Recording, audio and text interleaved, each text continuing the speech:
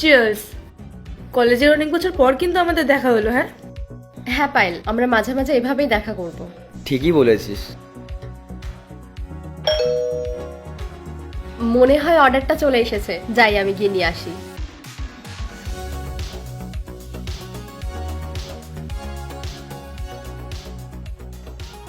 এই নিন আপনার অর্ডার। Thank you. কত টাকা হয়েছে আপনার? 350 টাকা। ম্যাডাম, আমার কাছে তো চেঞ্জ নেই, এটাই আমার ফার্স্ট ডেলিভারি। ঠিক আছে, আপনি 1 মিনিট দাঁড়ান। পায়েল, পায়েল, বলছি তোর কাছে 350 টাকা চেঞ্জ আছে রে। হ্যাঁ আছে আমার কাছে চেঞ্জ, দাঁড়া আসছি।